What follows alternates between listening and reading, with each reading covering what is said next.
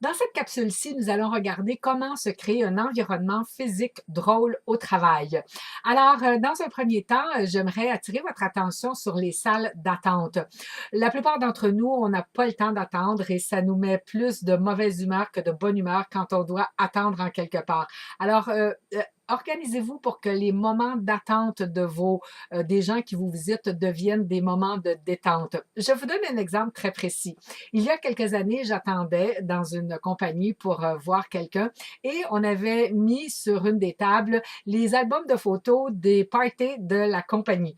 Alors, bien sûr, c'était là, alors je commence à regarder ça et c'est amusant, les gens étaient déguisés, ils avaient du plaisir et moi, je regardais ça et je me disais, waouh, ils ont l'air le fun, ces gens-là, j'ai hâte de les voir. Alors, vous voyez ce que ça l'a suscité comme émotion. Au lieu de m'indisposer dans l'attente, ça m'a donné le goût de les rencontrer. Alors, organisez-vous pour trouver quelque chose à mettre dans votre salle d'attente qui va donner le goût aux gens de vous voir.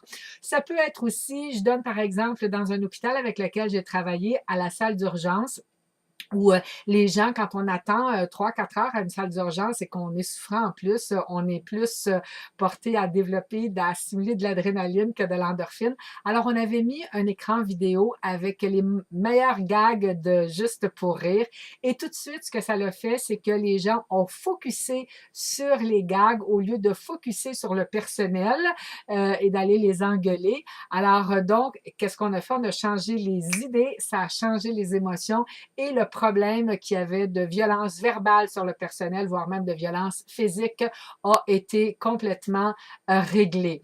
Alors, c'était les trucs de la semaine pour se créer un environnement physique au travail. Il y en aura d'autres dans une prochaine capsule. D'ici là, vous pouvez toujours consulter mon livre Rire et grandir. À bientôt!